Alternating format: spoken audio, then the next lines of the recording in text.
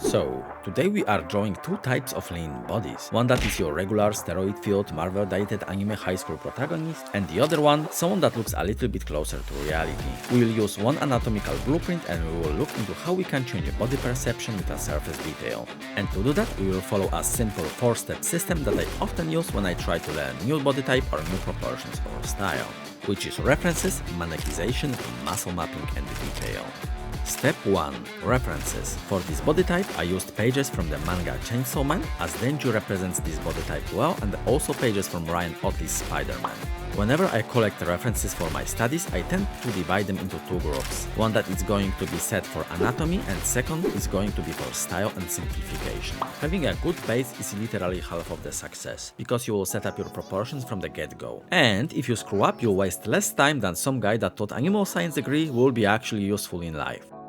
Mannequins for character like Hawk or Invincible will look very different, so setting up a correct proportions now will be crucial. Most important part of this step will be rib cage, because it will dictate proportion and your overall form. A lot of people are using what is considered a realistic version of one, but in my narcissistic humble opinion it sucks. I like to use this beauty.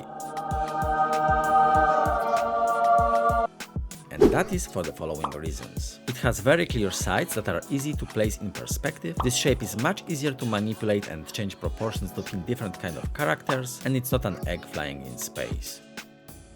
But that is just what works for me. You can use combination of those two and you'll be fine. In time you will develop your own abstraction anyway. Alright, next step is drawing pelvis, that I lately started to simplify into cylinder and that V shape. It's still easy to place in perspective and it's a little bit closer to anatomical truth. Lastly, cylinders for the arms. How wide those are will actually affect your character's arm size. So if we try to draw someone that is slim, our cylinders need to reflect that.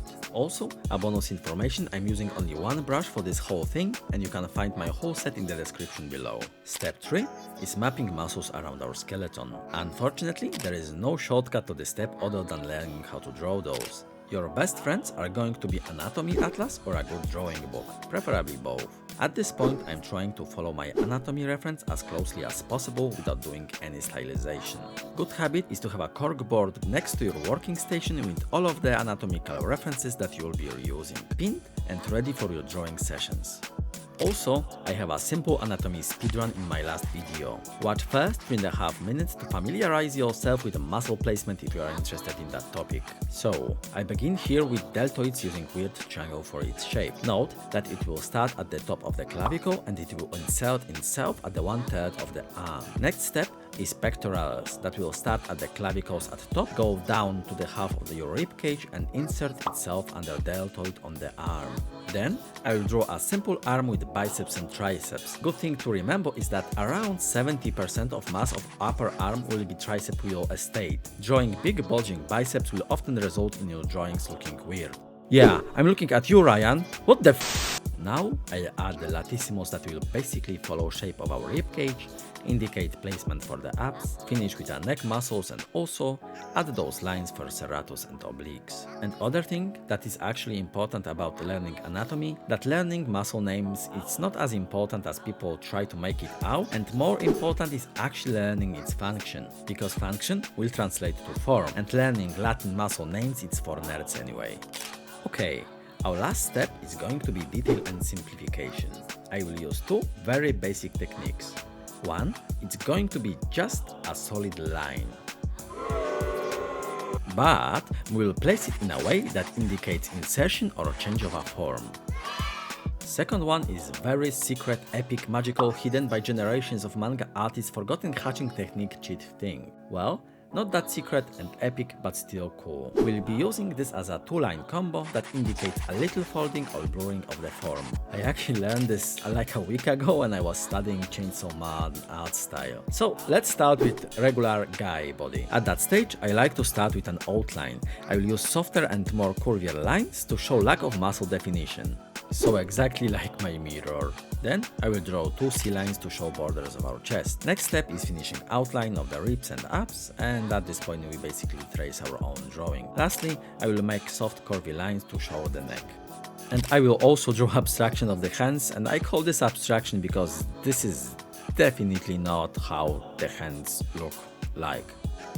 Anyway, to detail this bad boy, I'll use layer below to help me with detail placement, and this is where it actually starts being fun. We'll use our double line combo on the edges of the form to show smooth blurry transition, exactly as Tatsuki Fujimoto wanted. I usually use those on the ribs and in front of the rib cage, and I pick and choose around which muscles I use those lines. In the end, I also use some darker lines to pop out the silhouette.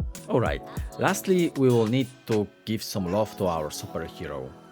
That sounds very simpy. So, to do that drawing, we will be using a lot more straight lines than curves. Straight lines are a very good tool to show structure in your drawings. At this point, I'm heavily referencing Ryan Otley's drawing of Invincible, and basically showing every muscle that is possible to show. You can also Google like 5% body fat steroid field bodybuilders and you'll get similar results. The point of this exercise is to understand how one anatomical blueprint will translate to basically any style that is semi-realistic or at least somehow based in reality. If you learn those fundamentals, then drawing anime, manga or American style comics will bear no difference to you, and you will grab small techniques from any content that you like. Alright, so if you like this video, you'll probably also like the video where I draw and paint some actual muscles. Bye!